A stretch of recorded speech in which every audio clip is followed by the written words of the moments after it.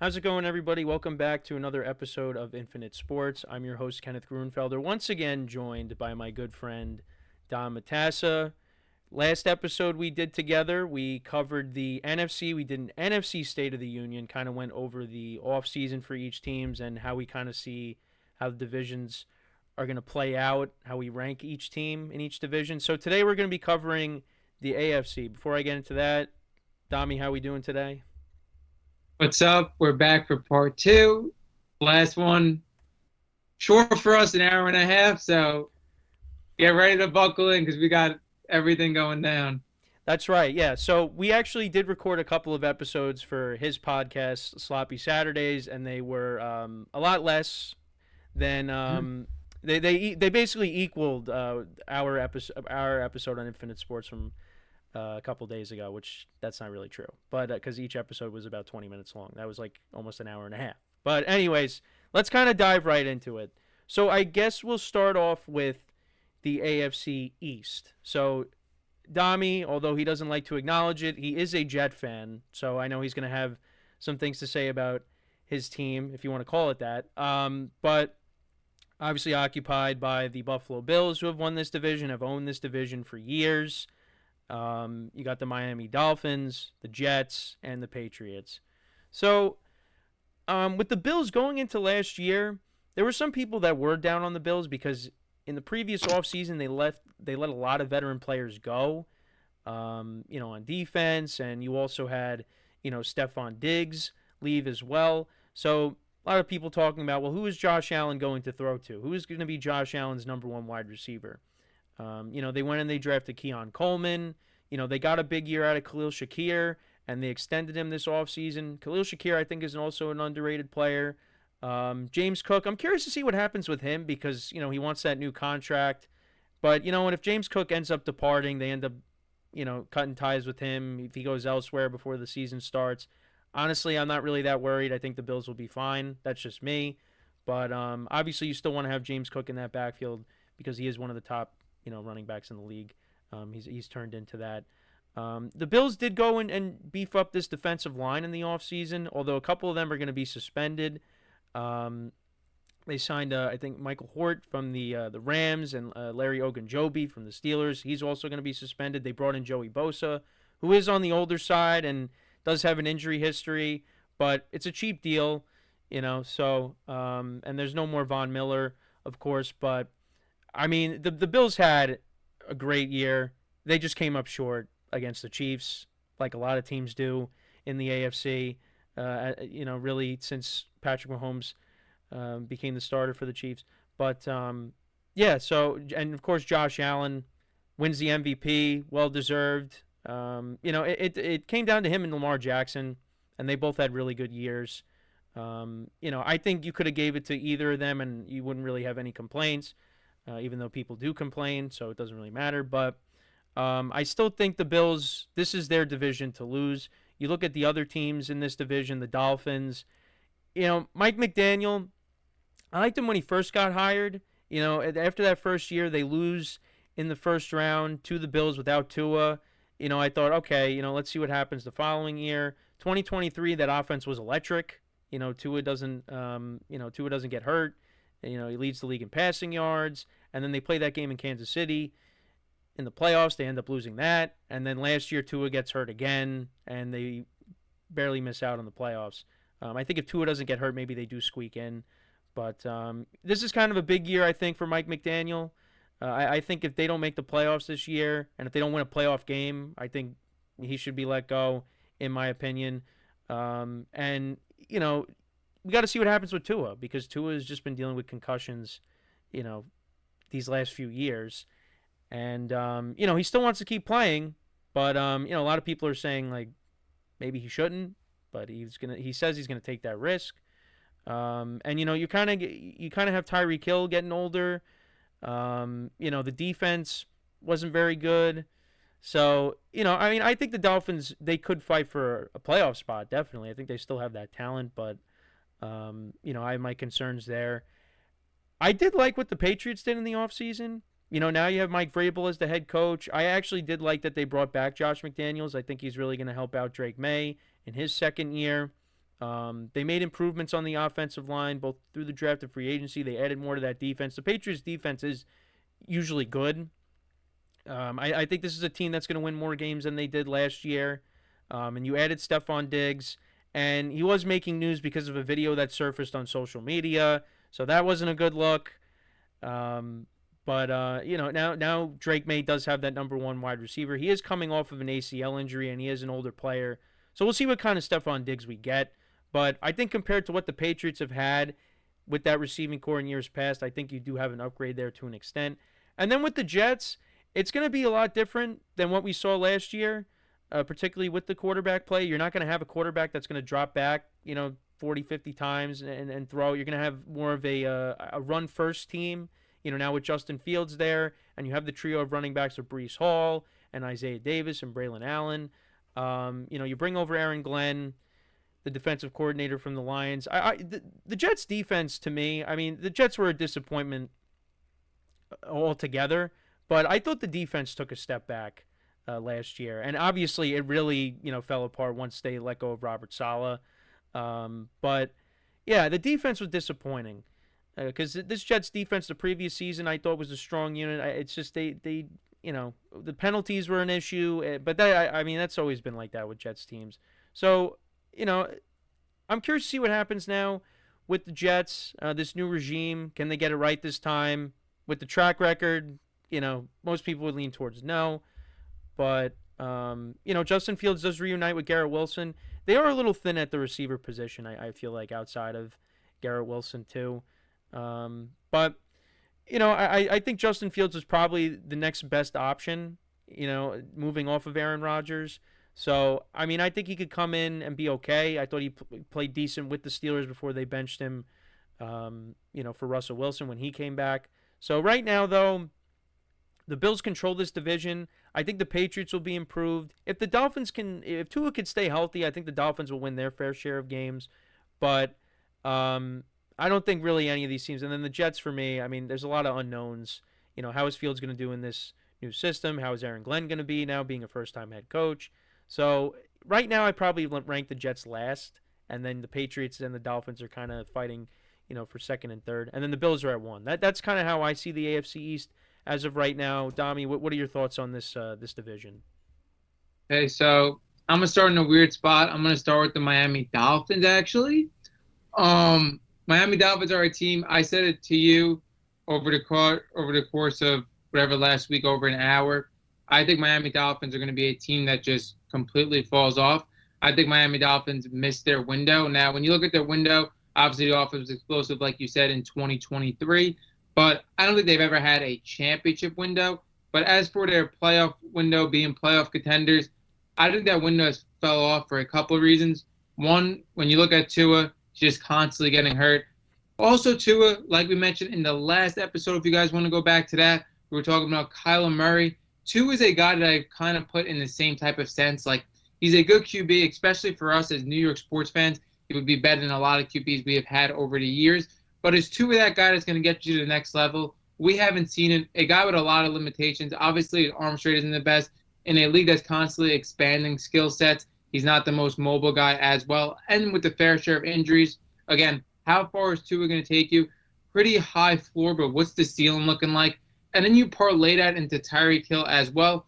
Tyreek Hill is a guy this offseason that has been rumored to be in trade rumors. He obviously is staying, it seems like. We saw what happened last year. How is that going to impact the locker room? Him saying he wanted out in the last game, that's a big thing as well that I feel like people are forgetting. But not only that, Tyreek Hill looked a little slower last year. He's getting older. A guy like him that prioritizes his skill set on athleticism and speed and being such a vital part of this offense, he's not going to get better with age. And also going into Waddle, a guy that I absolutely loved at Alabama, that his career at Alabama was hindered a little bit by injuries. He's never took that next step as well. Very different from other guys that are talented wide receiver twos in other offense. I don't know if Waddle would be a wide receiver one, really, again, in the NFL, be looked at as that. He never took that next step. When you look at the running backs, again, A-Chain is a guy a lot of people love. I'm not the biggest A-Chain guy, but also, too, that running back room is deep. When you look at Jalen Wright out of Tennessee, Ollie Gordon comes in as a 6th-round pick. Ollie Gordon was a guy that was supposed to be better than Ashton Genty last year. He had a slow season. It's going to be interesting to see if it was that O-line in college or if he fell off. But at a 6th-round pick, you can't really knock the value there. So it's going to be interesting to see. I feel like this team has been getting older and has been, I don't know, they're not as big as a threat to me as they used to be. Again, Tua hasn't really gotten better. Waddle hasn't gotten better. Tua has gotten hurt. Tyreek is getting older. Not only that, it's going to be a very interesting season for Mike McDaniel as well. Mike McDaniel, like you said, came into the league, a guy that a lot of people loved. But now this is going to be a pivotal year. I think if Mike McDaniels and Greer don't get it right this year and this team doesn't make the playoffs, I think both of them are going to be gone, coach and GM. So it's going to be interesting to see. Again, Mike McDaniels took over a very talented offense that when he came, Tyreek Hill was added as well. So it's going to be interesting to see if he's that offensive mastermind now, or again, now that Tyreek Hill's falling off, now that Tua, again, can't really stay on the field, what's going to happen there? So again, I think the offense is going to fall off. With the Jets, I feel like fell into a very weird place. We discussed it. I discussed it with my Jets fans. I feel like the Jets made the right move this offseason on what they could have acquired when it came to quarterback and head coach. I just feel like they were in like the wrong spot, wrong time, like they always are. There wasn't a lot of options for the QBs. Sam Darnold was a guy that I thought was the best QB on the market. Obviously, they weren't going to reunite with him. And then Fields was that next best option. And for a coach, Aaron Glenn was really the guy with the Jets ties, the guy they could have got. He built a good defense in Detroit. Again, Jets are hiring right after a meltdown 40-point to Jaden Daniels, which is just a typical Jets move. But other than that, I think Aaron Glenn would be a solid coach. But again, I also, as a Jets fan, which is going to receive a lot of flack probably in the comments if people do view this, I was a Jets fan who did like Saleh. And I think Aaron Glenn's going to be very similar to Saleh. It depends on how the offensive coordinator works for them, but he's going to be a good defensive coach, and that defense will be good. What are you going to get out of that offense is the question. You said it, Garrett Wilson in this receiver room. Garrett Wilson, a really good receiver. I don't think he's an elite receiver where he could take over a whole receiving room, and they don't really have much options other than that. And then when you look at the running backs, Breece Hall last year was a little disappointing. Can we get the Breece Hall that we were expecting this year? That's going to be huge. He should have an increase. He should have an increase in stats because now he's playing with a running quarterback. I feel like things should open up in the RPO game. Fields, it's very interesting. I never liked Fields, but then again, I feel like he is the best option that they could have got. When you look at Fields on the Steelers, he had a great start with the Steelers. Again, it wasn't really with production necessarily, but the team got off to a great start. He didn't make any mistakes. I think the Steelers really botched that, in my opinion. It seems like they wanted him back, but when they decided to go with Russell Wilson after the hot start Fields got, why would Fields ever go back there? Fields, again, very similar. Like, I'm a huge Trevor Lawrence fan. We're going to talk about that later, but I think Trevor Lawrence is going to I'm still high on Trevor Lawrence. It depends if you're still high on Fields, if you liked Fields. I was never a person that liked Fields. I think he could be a solid quarterback in the NFL, again, especially as the league's expanding. He's a rushing quarterback. But is he ever going to get the Jets and this mediocre roster to a higher ceiling? I don't think so. So the Jets, I really don't expect to be good. I expect them to be okay, 6 to 8 wins. New England's a team that's very interesting. Now, I've said it to you, and it's very rare because when I like a guy, I really like a guy. But everybody around football, as much as I love Drake May, I was a guy who traveled 10 hours to see him play in college. Like, I love Drake. Yep. Of course, he goes to a team in the division as the Jets. Not that I really care. I'm not like the biggest Jets fan. But Drake May, a guy that I absolutely love. It seems like everybody's expectations around football are even higher than mine for Drake May and New England, which is crazy. People think he may be an elite quarterback as soon as next year. I really like what New England did, like you said. They helped out on the O-line. That's the biggest thing with these guys, these young guys. You want to develop a good offensive line, have them time to throw, allow them to go through their progressions. And Drake May, a guy that was under the worst offensive line last year, it's going to be interesting to see how he fares with a solid offensive line. The offensive line should be solid. We'll see. And they invested a huge pick in the draft, that offensive line.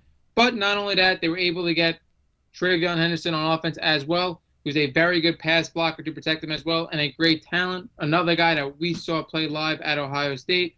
I like that pick. Ramondre Stevenson, I expect to still be evolved again. Like, they just signed him to a pretty solid contract last year. Stephon Diggs, I really like the move despite the videos or whatever. Even if he's not the same guy, he at least brings a veteran sense to that offense to help Drake May grow. We've seen him help quarterbacks grow. He helped Josh Allen grow. Hopefully, Drake May, with a similar skill set, he helps him grow. So, again, I do expect the Patriots to be second in this division, which a lot of people do, and it is a crazy jump, but I do think Drake May is going to have a huge year. And, again, the team did get a little better around him. Then get into Buffalo. Same thing every single year with Buffalo. The team kind of stays the same. Is Buffalo going to get past Kansas City and the Ravens? Are they not? Same thing every year. We've been talking about this for 4 years now.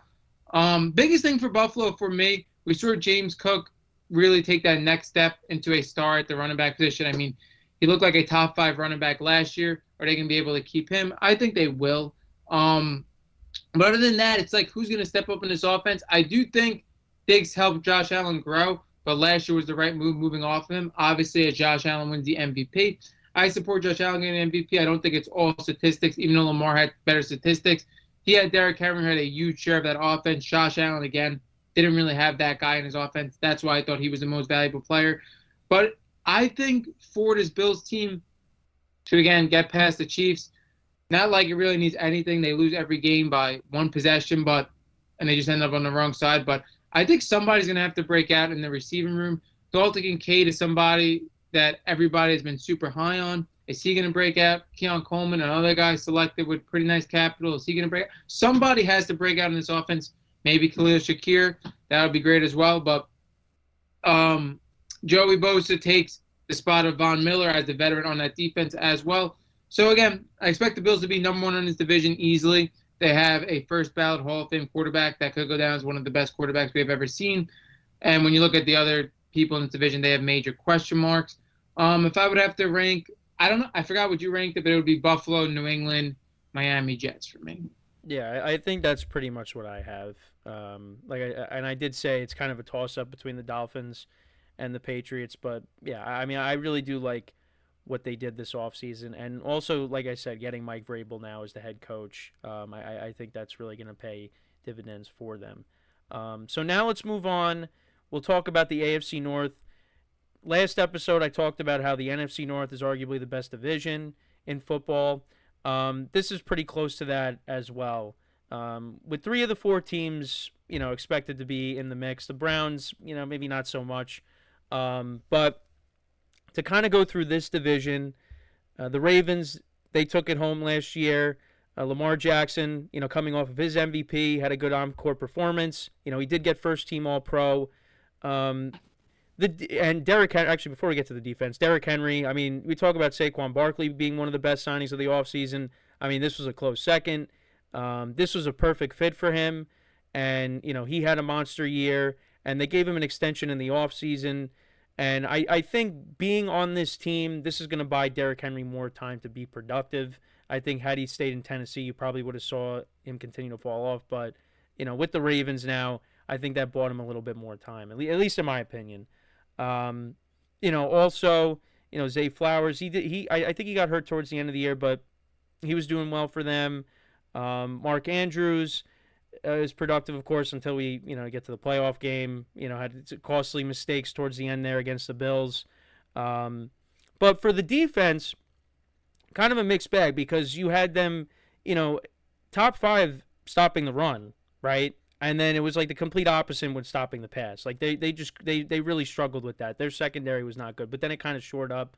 Yeah, you're a good sign that the video came out. So. Yeah, no, I know. And now they added Jair Alexander, and they had a pretty good draft. They addressed it in the draft as well. So you figure that unit is going to be a lot better. And you still already had good players back there, and Marlon Humphrey and Kyle Hamilton. So, you expect the secondary is going to be better from start to finish now going into 2025.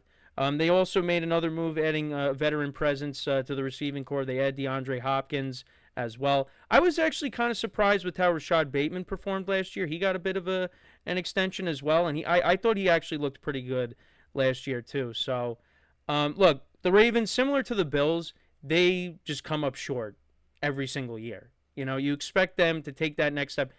You add Derrick Henry, you think, hey, this could be the missing piece, and they don't even get past the divisional round. Now, part of the issue of that was turnovers, like I said. You had Lamar Jackson turning the ball over. Mark Andrews had a fumble, and then he drops a 2-point conversion towards the end of that divisional game as well. And had Lamar not have played so poorly in the first half, maybe you see a Ravens-Chiefs AFC Championship game. We'll see, maybe that goes differently. Probably not with the track record, with the teams coming up short. But this Ravens team is really good. And also going to be change a kicker with things that were going on off the field with Justin Tucker. Don't need to go into that. So we will have a different place kicker next year in Baltimore. But yeah, I expect this Ravens team to be at the top of the division and fighting with the Bengals, who had they had a disappointing year. I shouldn't say they had a down year because their offense was, basically top three. Joe Burrow playing the whole year, had a great year. Jamar Chase, with the Triple Crown, he had a great year. T. Higgins was good. Yeah, and the fact that they were able to bring both of them back, I didn't expect that. I thought T. Higgins maybe was going to be the odd man out. But they still have things to worry about with the defense, because that's really the main reason why they didn't make the playoffs. That defense was the polar opposite of their offense. It's just there were a lot of games that they definitely could have won had their defense have been average. Also, turnovers came at wrong times. You had Burrow turning the ball over in key moments. McPherson, who was a pretty good kicker, last year not so much. He missed kicks at bad times as well. I think about the Chargers game on Sunday night when the Bengals mounted that comeback. So there was that. But yeah, the defense just was awful. And now you got Trey Hendrickson. We don't know if he's going to be back with them. He can end up being traded before the season starts. And, also one of their draft picks, they haven't signed him yet, so who knows if he's even going to play for them too. I know Dom, you'll probably, yeah. So I know you'll probably go more into that if you want. But, so if the defense can be average and Joe Burrow could stay healthy, I think the Bengals should be back in the playoffs, right? They should be. And if not, that's a problem. And I think similar to Mike McDaniel, if Zach Taylor doesn't get this team back to the playoffs, I think he's going to be another coach that's going to be out 100%. But yeah, I would say right now, I think the Bengals should get back in. And then you got a team that I'm going to be heavily interested in, heavily invested in, not only because my father is a fan of this team, but also because my favorite player, who's coming back once again in his 40s to play quarterback, and that is his Pittsburgh Steelers. Aaron Rodgers, of course, making that decision recently to continue his playing career, joining the Steelers. Before he joined, if they were going into the season with Mason Rudolph, probably have them around the 8-win range, I guess, 7-8 wins. They did go 8-8 with Mason Rudolph back when he first got drafted, when Ben Roethlisberger got hurt, but again, that was 2019. But the past couple of years, they go 10-7 with the combination of Mitchell Trubisky, Kenny Pickett, and Mason Rudolph finishing off the year. And then last year you win 10 games with Russell Wilson and Justin Fields. And I know Aaron Rodgers, of course, different than those guys, Hall of Fame quarterback, not the same player he once was, of course. Dealt with the Achilles injury from a couple years ago, didn't play all of 2023 basically. And then, last year, I would say it was a mixed bag, although, you could say, I think 28 touchdown passes to 11 picks is still good. But there were games last year where you saw the age of Aaron Rodgers. I think to that Arizona game out in Glendale where that was a brutal game to watch. But I think as the year went on, and he got banged up in the middle of the year too, I think towards the end of the year you saw that he could still play. It would just have to be the right situation. And this Steelers team, however you slice it, they're always in contention. And I do think Aaron Rodgers can come in and play, average. And you have that combined with the defense, which is also, maybe getting a bit older, and they still got to figure things out with TJ Watt. And Mike Tomlin's never had a losing season. I do think the Steelers team is still in a position to compete for a playoff spot. They also did trade George Pickens, but they traded for DK Metcalf, so we'll see how that trade off ends up working out. As the DK Metcalf jersey, we'll reference it again, is behind Dami, so I had to bring that up because if you remember from last episode, that was brought into it. But and the Steelers got Pat Freiermuth. There's some young receivers that I'd like to see maybe take another step forward. We saw Calvin Austin play more of a role last year. Roman Wilson, we really didn't see him at all. He was hurt out of Michigan, so maybe he plays a factor. They signed Robert Woods. I'd like to see them maybe try to go out and add another receiver, maybe through a trade, free agency, whatever, because, I mean, you still got Amari Cooper out there. There's still Keenan Allen out there. There's still some veteran receivers out there that maybe they want to add. They did let Najee Harris go in free agency. You got Jalen Warren there. You brought in Kenneth Gainwell. They drafted a running back as well. So we'll see how that running back by committee works. And they have a relatively young offensive line that you hope continues to grow. And I think, if you give Aaron Rodgers protection, and we're going to say this pretty much about every quarterback, you give him enough time, I think Rodgers can play okay for this team. And I think this team can compete this season.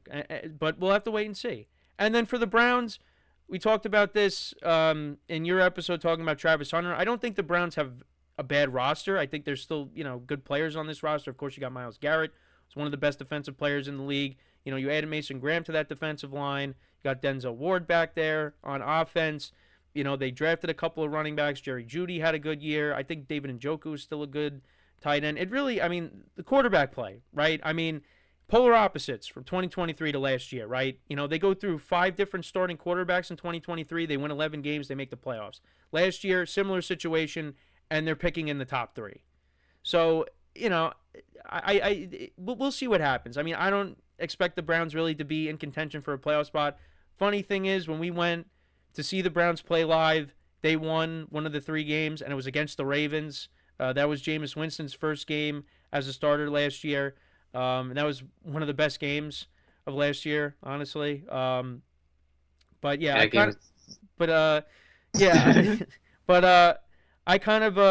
was a crazy game to be at, though.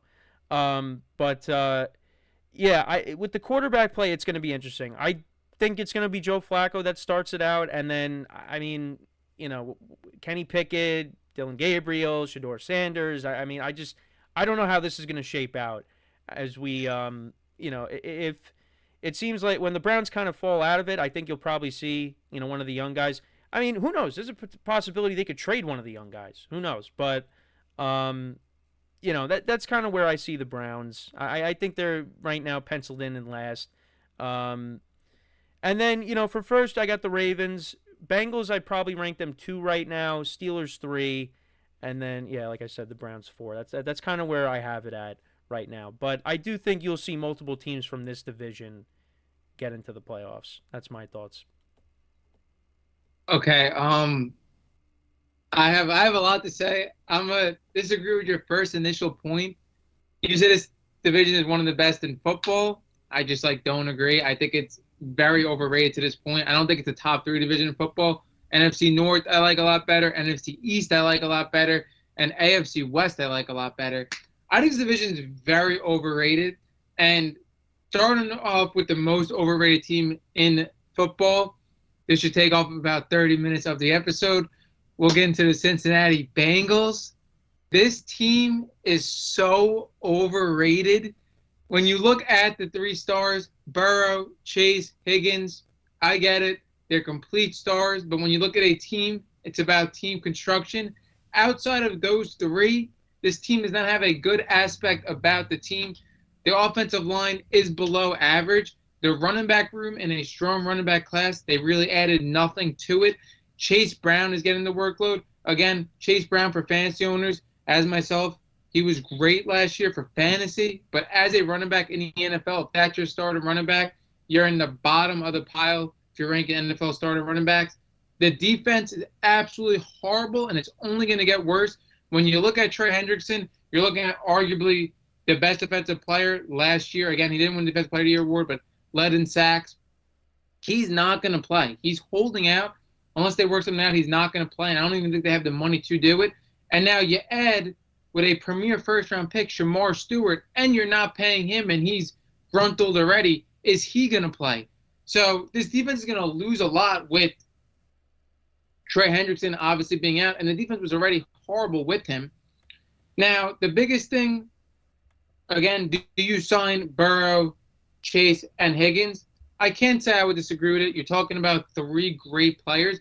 But the problem I have with Cincinnati is those 3 players put a hell of a lot of pressure on the front office, especially Joe Burrow. Joe Burrow came out publicly on ESPN pressuring them to sign those 2 guys. But we talk about Brady, we talk about whoever. Joe Burrow is putting pressure on his front office to sign these stars. Both these stars put in pressure everybody to stay together. I have news for you. All 3 of those guys did not take a penny less than they could have. They all wanted to stay at the top in football. Not saying they deserve it, but to put a ton of pressure on the front office to keep 3 stars at high contracts, and none of you guys did anything to help the front offense. I have news for them. Again, you got your money, great. But that's not going to help you guys as a team. You guys all taking top dollar. I don't even know what the total amount the deal is between them 3. It has to be well over. Yeah, they take. I mean, really. I mean, in simple terms, they take up a large percentage of the salary cap, and it's just 3 players. So now you're looking in at this team, and people think, again, a lot of people love Joe Burrow, so people are like mesmerized, but people think this team is going to improve. What could possibly improve from the 9-8 record? You look at Joe Burrow, he had a career year. You look at Jamar Chase, he had a career year. Are these guys even going to be better than their career years? Probably not. But even if they're as good as they were last year, you look at the team, like I said, you're losing a main part of your team on defense, arguably one of the best defensive players in the league. You don't have your first-round pick. You sign these guys for multiple $1 million. Like, how is this team getting better than 9-8? You have to have players playing better than their career years, and with all you lost, like, it doesn't even make like logical sense. That's why I think this division is overrated. And then parlaying that into the Steelers, another reason why this division is overrated again. Like Pittsburgh, again, you can't take anything away from them. They're in the playoffs every year. But this team, we all know, is not a contender for anything. As fast as they get into the playoffs, as fast as they get out, their playoff games end in the first quarter. So, again, they could possibly make the playoffs again. They usually do. Aaron Rodgers compared to Russell Wilson last year, I don't know if it's going to be an upgrade. I don't know if it's going to be a downgrade. If it is anything, it's going to be very marginal. I don't think it's going to be that much of a difference between those 2 quarterbacks. You add DK Metcalf, you got rid of George Pickens. Again, how much does that improve you? I don't know. I would personally rather have George Pickens. But again, a lot of that stuff in the locker room, a lot of outside stuff was the reason they got rid of George Pickens. I understand that. I'm not in the locker room. Again, you expect a couple of young receivers to step up. Hopefully they do. Pat Freiermuth, a guy that we always like, but again, never really took that next step into an elite tight end. Caleb Johnson, a guy that I think is going to be an X factor. I think Caleb Johnson out of Iowa is going to have a lot of production his first year. I think he's a guy that runs great in between the tackles. And with Jalen Warren, Kenneth Walker, those guys are going to be complementary pass catchers because Caleb Johnson doesn't specialize in catching. He runs in between the tackles. I think in a offense is going to depend on the run because when you look at Aaron Rodgers, this is probably going to be his last year. They're going to need a sufficient run game. I think Caleb Johnson is going to bring them that. I think the defense is going to be really good. There was questions for that defense. Were they going to get rid of some guys? Were they going to tear it down? T.J. Watt, Mika Fitzpatrick. They kept everybody. So I think the defense is going to be pretty good. And again, this is just a more well-rounded team from the Bengals. I know everybody loves Joe Burrow, loves Jamar Chase. I know where they stand in the NFL. But as a team, even as boring as Pittsburgh is, I think Pittsburgh is a more well-rounded team than the Bengals. I don't even know where to go, Baltimore, Cleveland. I guess we'll go into Cleveland since we already talked about it today. Cleveland's a team in a weird spot. I definitely have them in the bottom. It's going to be interesting to see what they do with the 4 QBs. There has been a rumor yesterday. I watched a video saying that they might keep all 4. I think that would be a horrible move. When you look at the roster construction of the NFL, when you add place kickers, punters, backup receivers, special teams, you have 2 guys every day in T-shirts going into the game. You're taking away from your special teams again. You're taking away from your depth as a team. There's no reason to have 4 QBs. They really have to figure out who's worthy of keeping and who's not. after this preseason. They just have to.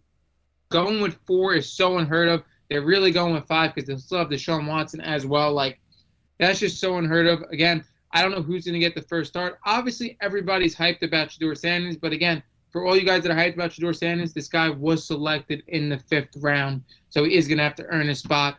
Going to be interested to see if they start with a veteran, start with a rookie.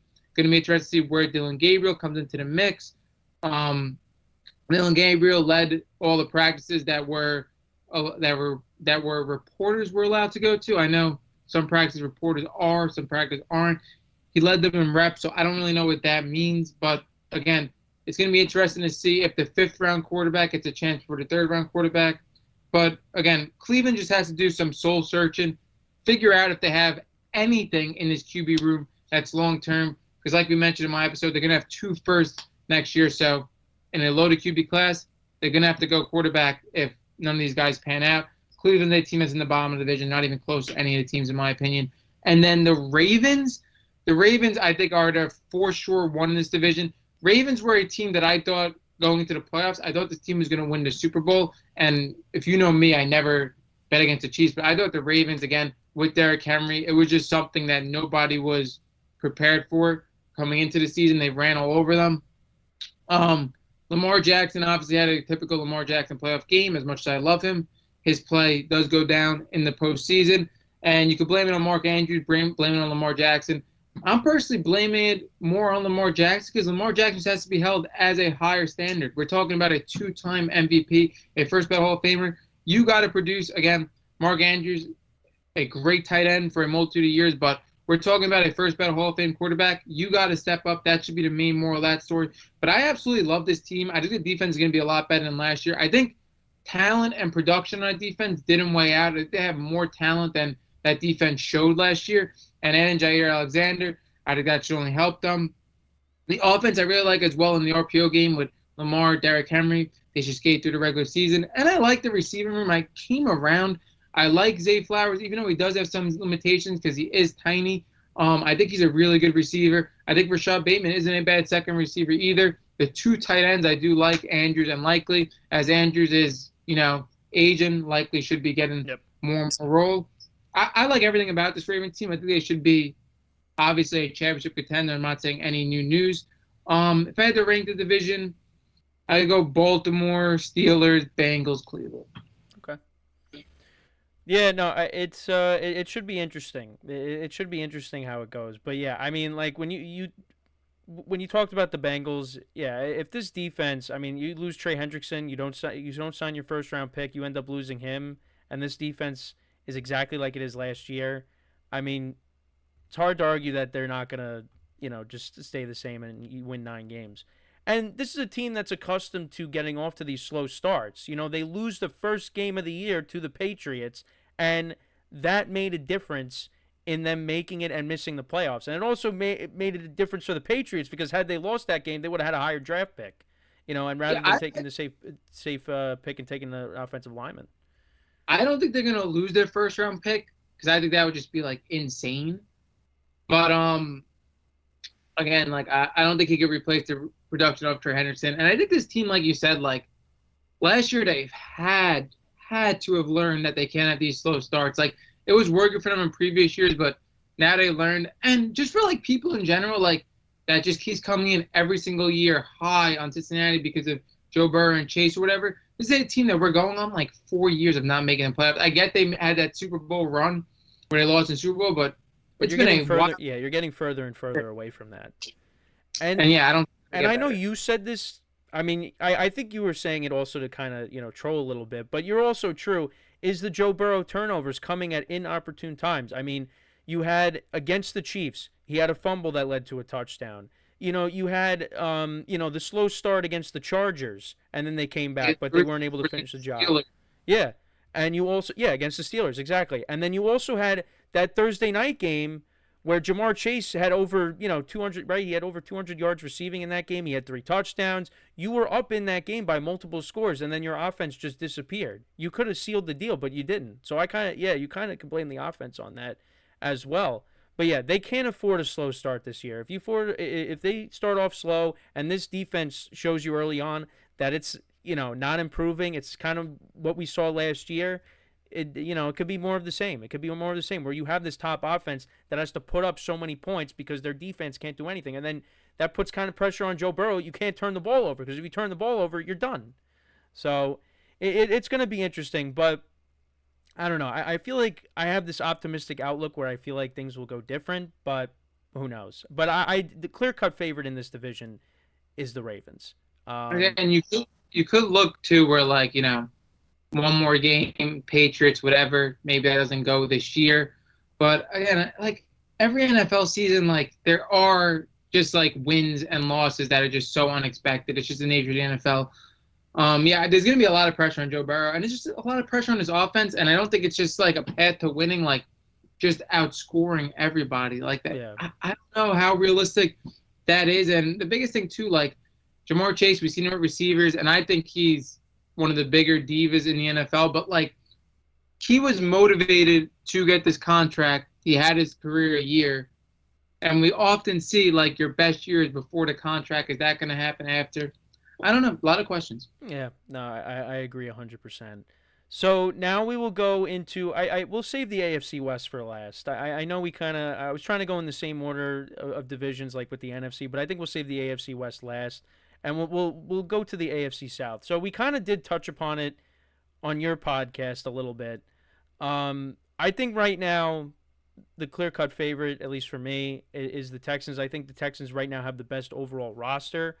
CJ Stroud kind of had that sophomore slump, and now receiving core is going to look a little bit different. Stephon Diggs got hurt, Tank Dell got hurt. Now Diggs is with the Patriots. Tank Dell might not be back at all this year. They drafted a couple of Ohio State Cyclones to pair up with Nico Collins, and Nico Collins, another underrated player. I mean, when he first got drafted, I mean he was really a no-name when he was in the NFL, and then all of a sudden you get C.J. Stroud, and now he's a household name. I mean, he's turned into a pretty good receiver in the NFL. They also made an interesting move with bringing in Nick Chubb, so now you pair him up with Joe Mixon. Curious to see how that all works out. Joe Mixon actually had a pretty good year when he was on the field last year for the Texans. That was kind of a team that needed a little bit of a jolt at the running back position. Mixon was pretty good. We'll see how he does this year. I didn't really like them trading Laramie Tunsil because the Texans had an offensive line problem, and then you traded your best offensive lineman to the Commanders. So, and CJ Stroud got sacked a lot. I mean, you go look back at the the Chiefs game in the playoffs. That was a close game, but that defense really got after Stroud there. So, I mean, I'm hoping for a better year out of Stroud in that offense, and then the defense is pretty good. We got the two edge rushers, Daniil Hunter and Will Anderson, and then you got top corner and Derek Stingley Jr. This is a good, solid team. D'Amico Ryans and that regime, they've done a really great job at turning this team around. I mean, the Browns kind of helped accelerate that with the Texans trading Deshaun Watson to them, but the Texans they've really turned it around. They've become a kind of a staple in these playoffs the last couple years. They did win the playoff game. The last 2 years, they beat the Browns the first round the previous year, and then they beat the Chargers last year. So, we'll see what happens this year. But right now, I'd probably say they're still at number one. And then the 2 and 3 spots are interesting. Like with the Colts, I like their pieces on offense. They got a trio of young wide receivers. You gave Michael Pittman an extension. I like what I saw at times from Josh Downs last year. You still got Jonathan Taylor, who's one of the top backs in the league. And then defensively, they made some improvements with the secondary. They brought in Charvarius Ward over from the Niners, Cam Bynum over from the Vikings. So they did make improvements there. I think this is another regime that it's a big year for them. They need to succeed. Otherwise, I think they might be gone. Shane Steichen and Chris Ballard. I mean, this team has to, this team's got to do something. But I think, again, this is another one of those teams that's going to come down to the quarterback play. Anthony Richardson didn't really play that much his rookie season, got hurt last year. I mean, it's just the guy could chuck the ball down the field. It looks so pretty. A 60-yard pass downfield, to Alec Pierce. Alec Pierce had some explosive plays last year.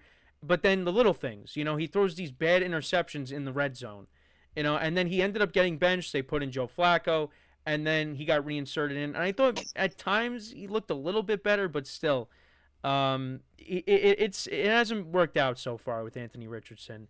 And now he's kind of got to be honest, he's kind of got some pressure on him because now they bring in, and it's weird to say this, but now you bring in Daniel Jones, and if Anthony Richardson doesn't play well, I mean they're probably going to go to Daniel Jones, and he's going to get his shot to show that he's still got something.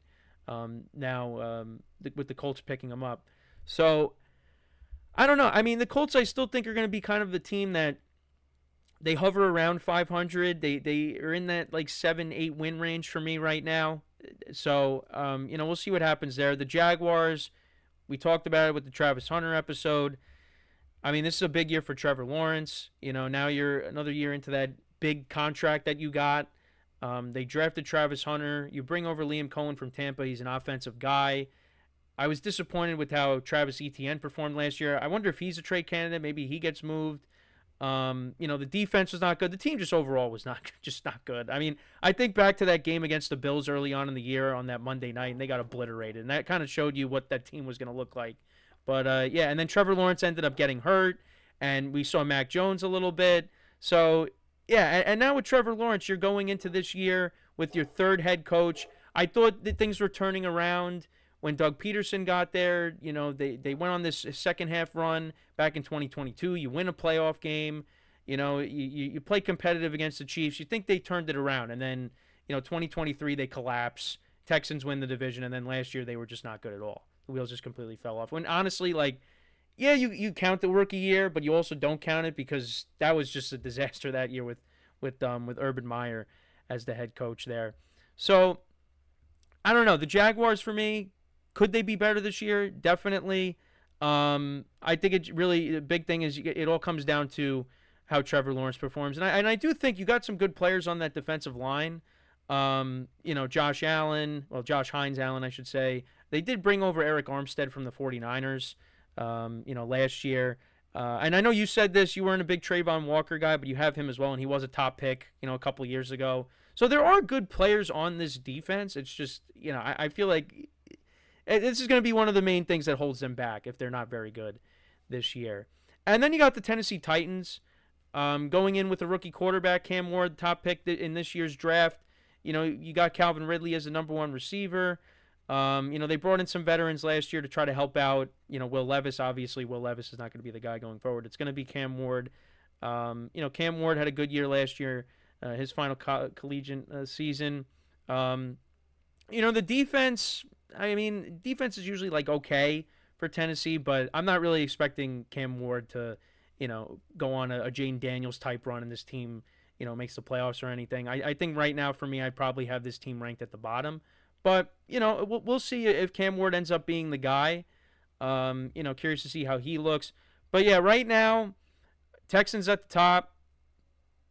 Right now it's between the Jaguars and the Colts, second and third, and then you got to put the Titans at fourth, in my opinion. But what are your thoughts on this division?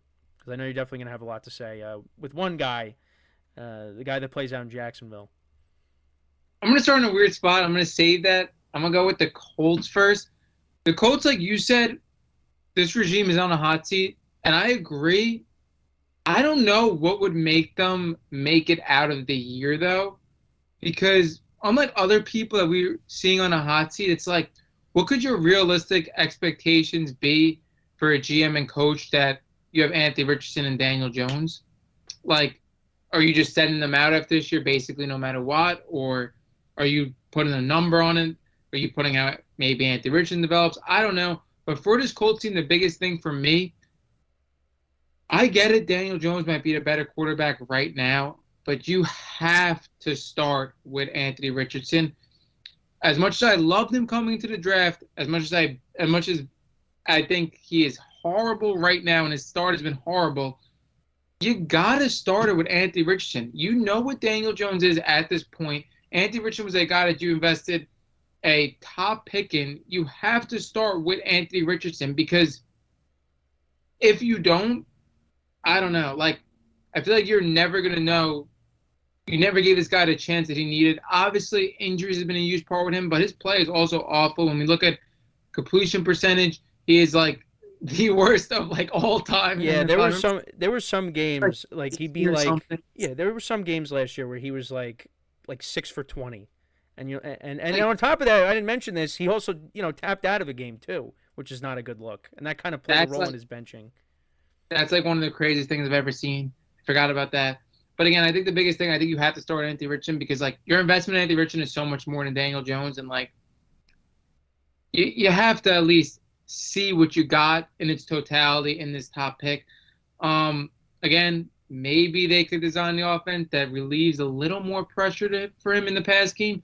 Design an offense that maybe puts him in easier throw situations because we know the guy athletically is at the top of the league with his size and his ability to run the ball. Like, I mean, you could be 2, 3 in the league and just ability to run the football. So getting him in easier throws, being more consistent. I mean, I've seen reports time and time again where people say it's up to Anthony Richardson if he's going to succeed because he has all the tools to do it. I mean, you're looking at like Cam Newton's size with the athletic ability to run and more arm strength. So I think they got to do the due diligence and see how Anthony Richardson pans out again.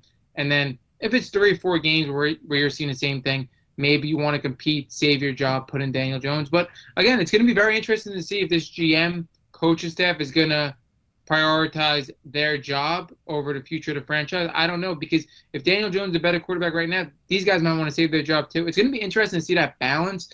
Their receiver room reminds me a lot of what we were saying about the Packers. A lot of good receivers, but nobody that really stands out as the number one guy. Michael Pittman, if you had to put somebody, he'd probably be the number one guy. But again, not really a number one receiver in the NFL. And then you got Downs and you got Pierce. You got a bunch of guys in that room. Interesting to see if they can help Anthony Richardson improve. The defense is solid as well. Jonathan Taylor, a guy that I feel like, I mean, a lot of it is injuries, but a guy that we had a lot higher expectations than he has really delivered. And when we look at him, he had really 1 year where he was a top back. We could argue he was the best back in the league. Other than that, we Back haven't when we were really doing seen. color cast. Yeah, like his injuries really held him back. So it's going to be interesting to see how good he is there. They drafted DJ Giddens, who I like out of Kansas State. Going to be interesting to see if he has any impact. But usually with a Jonathan Taylor room, I mean, depends on how to handle his injury history. But usually Jonathan Taylor's the back. Going to be interesting to see how the Colts pan out. I mean, the biggest thing is Anthony Richardson. I mean, I love this guy. Now I'm a non-believer. I completely switched up. I'll put my hand up and say it. I don't think he's going to be great, but it's going to be interesting to see if he can improve. Going into Houston, a team that I feel like has gotten worse over the first 2 years, CJ Stroud. The one thing I do have to say about Houston compared to any other team with a young quarterback, I feel like Houston has really put CJ Stroud in a position to succeed for the most part and what they bring in the receiving room. He wanted Tank Dell. They got Tank Dell in the draft.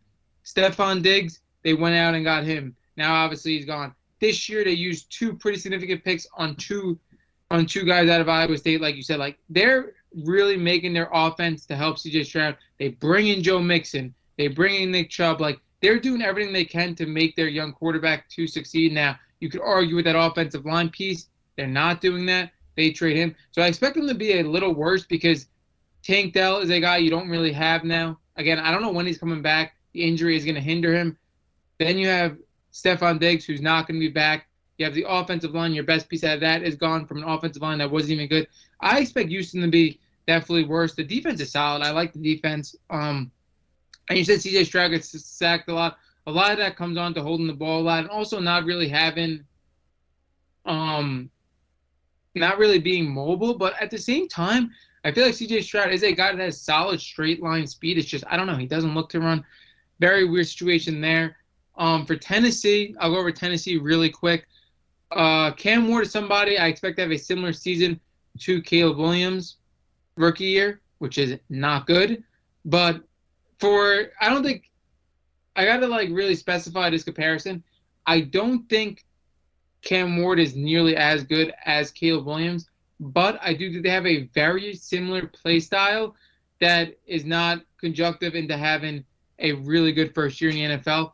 We've seen Cam Ward, the biggest thing, the viral thing of him being very nonchalant. But other than that, he extend plays looking the ball. He extend plays looking the pass every time, holds on to the ball for a while. So I don't think that's going to be successful in year one. This team isn't really going to be successful either. When you look at this team, the offense is kind of weird. They added some young talent. They have some aging veterans. When you look at Calvin Ridley, when you look at Pollard, their better days are behind them. If you get anything good out of them, it should be a plus. They drafted Alik Ayuman, who I like, but it was with a late pick. They added in Xavier Restrepo, who is a guy that played with Cam Ward as well. Going to be interested to see if they get any contributors, if they get maybe a little more than we think out of Pollard or Ridley, or maybe a rookie steps up. And the defense is okay. I expect this team to definitely be at the bottom. Like I said, I just think Cam Ward is going to have a slow start in the NFL. I think when you play a slower type game in a faster NFL, it's not going to translate right away. For Jacksonville, huge Trevor Lawrence supporter. Trevor Lawrence, arguably my favorite player in the NFL. We'll get into my favorite in the next division, but for Jacksonville, Trevor Lawrence, I like want to say it. We talked about it in the other episode when we were going over Travis Hunter on my channel. I think Jacksonville's going to finish atop of this division. I just do.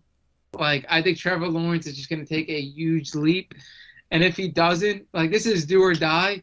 But everything I see out of Trevor Lawrence, and I could go on and on for days with other elite quarterbacks, this guy has the talent to do it. But not only that, I feel like this is a guy that people are just saying, like, his career in the NFL has been a dumpster fire, which I completely disagree. You look at the I wouldn't go that far. I wouldn't say it's a complete dumpster fire, but it definitely has been disappointing. You look at the Urban Meyer year, like, that's just a wash. This is third head coach in like 4 years. I mean, cut the guy some slack. Also, when we look at a year where he was fully healthy, we looked at a stretch with 5 weeks where he was the top quarterback in the NFL statistic-wise. He made the playoffs and had a huge comeback win. He has a playoff win on his resume. Like, this is a guy that has shown in stretches that he could be a top quarterback in the NFL. Not only that, he's one of the biggest quarterbacks in the NFL. I think he's smart. His decision-making has to get a little bit better. But arm talent, his athletic ability, like, compared to Josh Allen, Herbert, guy Drake Mayer we talked about that we're high on, like, he's in that category with them as a very similar skill set.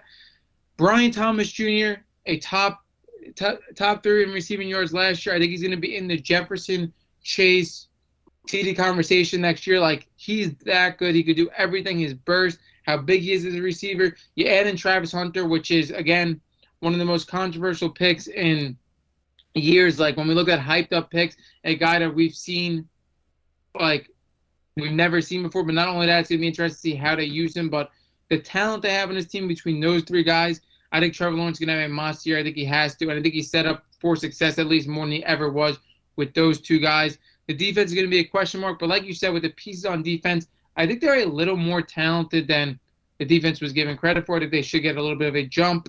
The offensive line, they did make some moves. It should be better. The running back room, very interesting to see if Etienne finally, like, takes a step up from what he was a couple of years ago. And again, is it going to be Bigsby? Is it going to be some running backs they drafted? They do have a couple of running backs. Going to be interested to see if any of them pop off. But again, I'm betting on Trevor Lawrence. I think Trevor Lawrence is still going to be an elite quarterback in this league. I think he have all the tools to do it. I think he's the most talented quarterback in this division. And like I said, I think Houston got a little worse. I'm expecting a huge jump. Not a lot of people have Jacksonville 1, but I'm going to put Jacksonville 1 because I believe in Trevor Lawrence. And again, if he doesn't take this jump, I'll probably be saying it again next year. And I have Houston 2, Indy 3, Tennessee 4. All right. I mean, we will see. We will see. But yeah, I mean, look, like you said, won a playoff game. Well, we both said it. He won a playoff game. You know, he has done it before. He's got to stay healthy. He's got to stay healthy. And I do think now you bring in Liam Cohen, I think that could help him. That could help him having that offensive-minded guy there. Travis Hunter now, pair him up with Brian Thomas Jr. It looks really good. It looks good. It looks good on paper. Now let's see it, you know, when they take the field in the fall. So I guess we saved best for last, and that is the AFC West.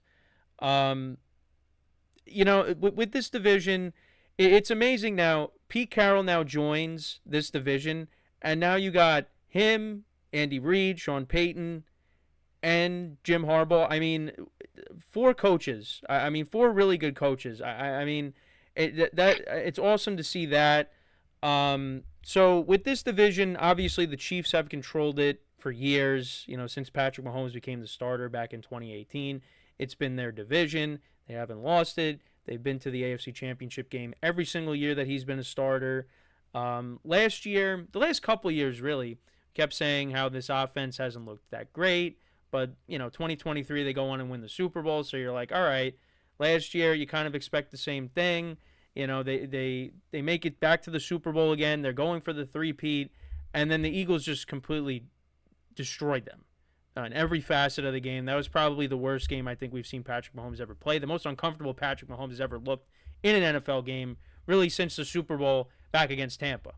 So, yeah, that was not a great way for the Chiefs to end the season. I thought Travis Kelce lost a step. After 2023, I said, yeah, maybe, he'll bounce back, but I don't know. I feel like we kind of see more of the same. And as you get older, you're gonna decline. So I kind of expect more of the same. Kelsey's coming back. I don't expect us to see the Kelsey that we've saw over the course of his career. I mean, I think he'll still make plays here or there, but I don't know. I definitely think he's on the downside, and it wouldn't surprise me if this is his last year. Maybe not. I mean, he keeps talking about how he's going to retire once the wheels fall off. Well, I think the wheels are starting to get a little loose, so maybe he eventually is going to. He's near the end. He's closer to the end than he is to the beginning. We'll just leave it at that. You still got Chris Jones on that defensive line. You still got good players in that secondary. The receiving core took a hit last year when Rashee Rice went down early in the season. You also had Pacheco getting hurt as well. Kareem Hunt did a nice job filling in, but he's not the same Kareem Hunt that he was when he first broke into the league. He lost a step. I think they actually did bring him back, which I don't think was a bad move to have him there. And you hope Pacheco could bounce back, but we'll see. You get Rashee Rice back, Xavier Worthy. He got better as the year went along, and I know you could say it was in garbage time, but his Super Bowl stats look pretty good. You can't take that away from him though. I mean, he was one of the few players that was still kind of playing despite the score. So, but once again with the Chiefs, the offensive line was an issue in the Super Bowl. They did try to correct it. They brought over the backup tackle from the 49ers to try to straighten that out. They did trade Joe Thuney to the Bears, but again, it's kind of similar to what happened in the Super Bowl against Tampa. They just couldn't protect Mahomes, so they're trying their best to correct that. So we'll see what happens. But every year it seems like you have people that say, "Oh, this is the year the Chiefs are going to fall off. This is the year the Chiefs aren't going to make the playoffs," and they end up getting proven wrong year after year after year after year. So we'll see if this is the year. Because I do think this division is better. You had 3 teams from this division make the playoffs. For the other 2, for a lot of people, you didn't expect it, right? I said going into the year, I thought the Chargers could be a sneaky good team with Harbaugh now being in the fold, and that ended up being the case. They ended up making the playoffs. After a lot of the changes they made, they let go of, Keenan Allen and Mike Williams, although they did bring Mike Williams back now. So we'll see how that pans out. But Ladd McConkey had a very good rookie season.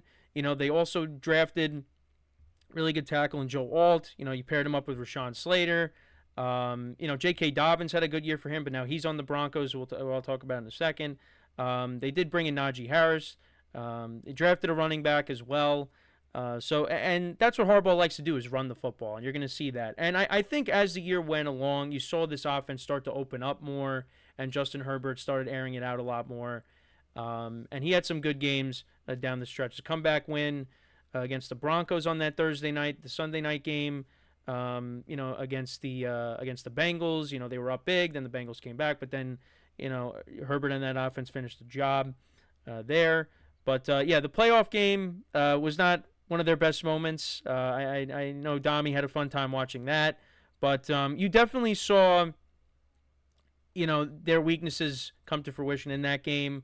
They didn't have a ton of weapons outside of Ladd McConkey. He had a big game there, but there wasn't really anybody else that was stepping up. Quinn Johnston was better his second year, but still, he kind of reverted back to the Quinn Johnston, his rookie season in that game.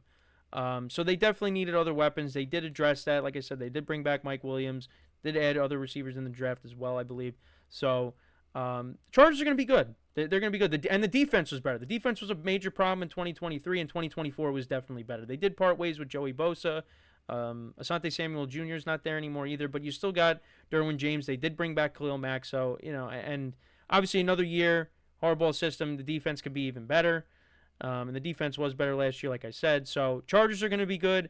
And I also really like the Broncos going into this year as well. We saw a very good rookie season out of Bo Nix. He got better as the year went along. The defense was very good.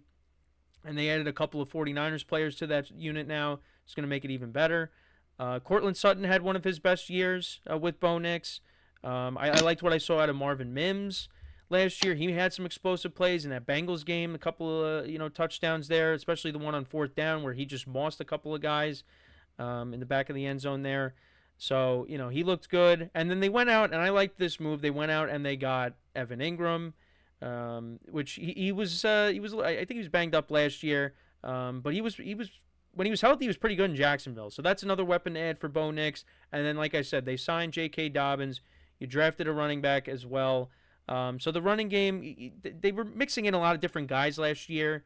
We'll see if, it's still going to be a committee, but maybe there's someone that kind of takes, the stronghold on that number one spot. But yeah, I really like the Broncos going into this year as well. And then you got the Raiders, who I think will be better. Now Pete Carroll's there. You bring in Geno Smith. However you feel about Geno Smith, he's definitely better than what they've had over the last couple of years. I mean, last year you have Aiden O'Connell and Gardner Minshew. So, I think Geno could come in and do okay. You got Brock Bowers there. They drafted Ashton Genty, and they were one of the worst running teams in the NFL, so I think he's definitely going to improve that. They'd also sign Raheem Mostert, who is older, but, again, yeah, he was good with the Dolphins, and, if he could maybe, because he's a guy that's been banged up. But I think as one of the backup running backs, I thought that was okay. You got Jacoby Myers as your number one. I mean, he's fine.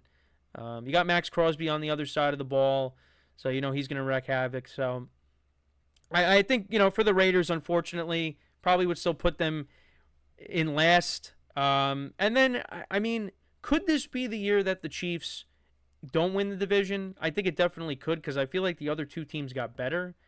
I almost feel like taking one of them to win the division. I don't know if I want to. So I probably still put the Chiefs at one just because of the track record. And then with the Broncos and the Chargers, it's interesting. The Chargers did sweep the season series last year, but I kind of am leaning a little bit more towards the Broncos right now ahead of the Chargers. But I do think it's very close. I think you could see both of these teams playing really good games. I mean, particularly that Thursday night game down the stretch that got flexed into Thursday night. That was a very entertaining game. Let's see what Bo Nix does in year two. But yeah, so I think they're kind of neck and neck. I'd lean a little bit more towards the Broncos here, but you could definitely see a scenario where you see three teams from this division make the playoffs. Like we talked about, I said it, the AFC is a gauntlet. There are some really good teams that are going to be fighting for those wild card spots. So we'll see. But Dami, what are your thoughts on this division? I'll start off with the Chiefs. The Chiefs are a team very similar to Bills.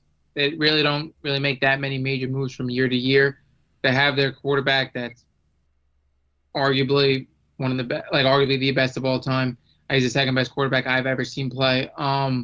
So when you have that constant, you don't really tend to make too much major moves outside of him. But other than that, you discussed Travis Kelce again. I think it's personally going to be Travis Kelce's last year. Did he fall off from what Travis Kelce usually is? Yes, but he's still a good player. The defense is solid. Defense is always solid. I expect the defense and O-line to still remain solid.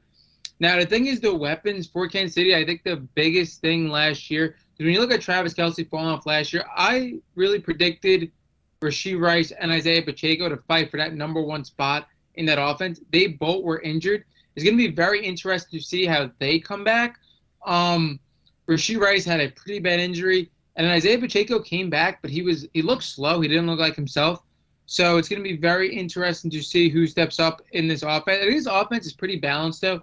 When you look at Rashee Rice, Isaiah Pacheco, Travis Kelce, Xavier Worthy, they have guys again, who's going to be the number one guy is the question, but they do have a lot of guys. Xavier Worthy, you mentioned it. He had some big plays in the Super Bowl. Is he ever going to be a consistent down-to-down, throw-to-throw receiver? I just don't think so. I think he's more of a big play guy. When you look at him, Jameson Williams, a couple of other guys in the league, it's interesting to see if they ever take the jump up to be a consistent reception receiver, or they just continue to be that deep threat. For Xavier Worthy, though, a guy that's probably the smallest receiver in the league, I think he just gets jammed at the line a lot. I don't think he's going to be as consistent from throw to throw, but he's still going to have those big play abilities, which will allow him to have like valid statistics at the end of the season. So again, Kansas City, a team like if you were to pick a year where a different team were to overtake them between LA and Denver being really good, this would be the year to do it. Me personally, I'm not going to doubt Mahomes. I'm going to keep them at that one spot, even though they didn't make any major changes. They didn't really get better, and the other team in the division did. Still got to go with the Chiefs at number one until proven wrong. Now I'm getting to the Raiders. Raiders were a team that I personally disagree with everything they did pretty much in the offseason. I think the Raiders are one of those teams that are just very in denial, just want to compete every single year when they don't have the tools to do it. When you look, they signed Pete Carroll. Pete Carroll's a guy that, again, if you look at the coaching and the coaching resume going into the offseason, he's the guy that is the best coach when you look at resume. He's a Hall of Fame coach. As all four of these guys are Hall of Fame coaches in this division, probably. But when you look, they just seem very, like, reluctant to rebuild. You have Pete Carroll, he's old. His window's probably like 3 years as the head coach till he retires. So you have this like 3-year small window. You bring in Geno Smith. Again, what does that really do for you? It makes you a little better. Are you going to contend this division? Still no. So, and you sign him for a lot of money.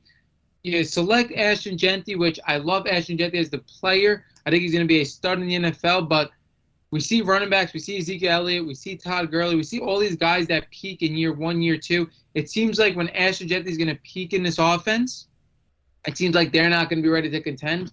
So that's a little bit interesting aspect. But on this offense, you have possibly the two best young assets you could possibly have when you talk about Ashton Genty and Brock Bowers. Brock Bowers is just the best tight end in the league already in year 1. He's just going to continue to ascend. So I think this offense should be productive along with Jacoby Myers, who I still think is a good receiver. Doesn't really have the pressure to be the number one guy, obviously, with Brock Bowers and Ashton Genty getting a workload. But again, just a team that's very reluctant to rebuild, it seems like, and just wants to continuously compete when they don't have the tools to do so. Now, when you go to LA and you go to Denver, you're splitting hairs here.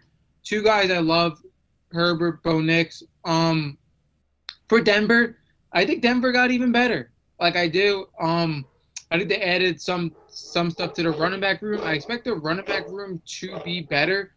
When you look at the running backs, like you're talking about R.J. Harvey, who is a standout guy, UCF, should be able to bring something in the receiving game and rushing game, selecting a pretty nice capital. You're bringing J.K. Dobbins, who had a really good year, to the division rival. You have Audric Estime there. I expect the run game to be a lot better. His offensive line is super underrated. It could be the best in the league. Receiving-wise, you're lacking a little bit. Cortland Sutton had a great year. Marvin Mims continued to break out last year. He should be pretty good. So, again, this Denver team's going to be really good, and I expect the defense to be good.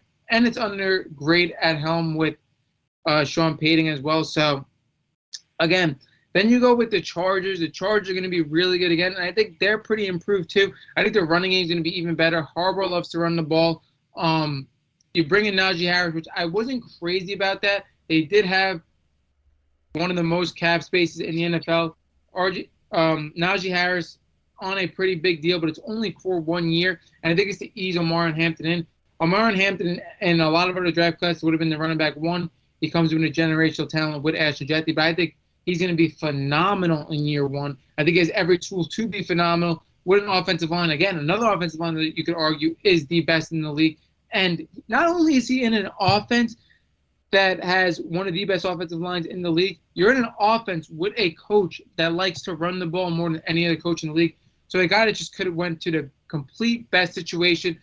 When you look at the receiving room, that's going to be the question. Ladd McConkey, great receiver in year 1. He's probably a wide receiver 1 in the NFL. It's just weird with his size. There's going to be limitations, but he's a great route runner. He's one of the more fast guys in the NFL. I think he's going to be a consistent safety blanket for Justin Herbert. Where is the other production going to come from? Quentin Johnson, a guy I still believe could be in a nice complement as a second or third receiver. He just to eliminate the easy drops. We see it time and time again. This guy makes a great play. I think against the Raiders, he had 180 yards. Like, he has the talent to do it. You just got to eliminate just the dumb plays. And then Trey Harris is a guy. He's really the X factor in his offense, a guy that you used a big pick on. Is he going to take that jump where you could have 2 really nice receivers? We'll see about that. And, again, Herbert I absolutely love. Your viewers don't know me, but Herbert's my favorite player in the league. Absolutely love Herbert. I mean, there's nothing really to say there. The defense I still expect to remain solid. I guess if you're going with LA and Denver, for my opinion, I'm surprised you went Denver. I'm not saying I'm surprised, but I just knowing you, I just thought you would have went LA. I think both teams are pretty even, and it really just comes to, in my opinion, who do you trust more at quarterback? I trust Herbert more. That's why I'm going LA. It's going to be neck and neck with those two, and both those teams can compete for the 1 seed. But I'm going to go Chiefs, LA, Denver, Vegas. Yeah, I mean, like you said when you started, it's like splitting hairs. It's really close. They both have good defenses. They both got Hall of Fame coaches. Yeah, I would agree. Probably give the nod to Herbert over. Yeah, you would give the nod to Herbert over Bo Nix. But you got, I mean, you really got to like what you saw to Bo Nix, especially down the stretch. And the playoff game got off to a good start against the Bills, and then they just didn't score after that. So we'll see what happens in year two. I like where the defense is at. I feel like maybe like they give the slight edge to the defense of Denver's defense over the Chargers defense. But again, that's just me. So we'll see. But yeah, this could be the year that the Chiefs get dethroned in the AFC West. If not, well, who knows when that year is going to come. But yeah, so that is pretty much it. We touched upon every division around the same time as the other day, so no surprise there. So like we've done for each other, Dami, where can they find your podcast once again? It's at Sloppy Saturdays. You can find it everywhere: YouTube, TikTok for short and long form content, and then wherever you get your podcast, Apple Podcast, Spotify, same thing. Sloppy Saturday, same exact username everywhere. Yeah, so there you have it. So another great pod as always. And as we get closer to the NFL season and even during the NFL season, I'm saying this right now, expect a lot of collaborations between myself and him because For sure. that is when the content is just not going to stop. So we're looking forward to that. Between that and also NCAA 26. So there's a lot of football stuff coming up in the coming months. But I do want to enjoy the summer because, I don't want that to go too fast because then the summer's going to end. But anyways, again, appreciate you coming on once again, Dami. Once again, leave a like, comment, and subscribe to the videos, guys. Again, kind of expanding everything. Make sure to follow the TikTok, the Twitter. I'm going to make sure to put everything in the description. The Instagram as well. Got that up and running. Have a few shorts on there as well. So make sure to give that a follow. Like I said, they'll be in the description in the video here. So as always, I'm your host, Kenneth Gruenfelder, joined by Dom Matassa today. Have a good one, and we'll talk to you guys next time.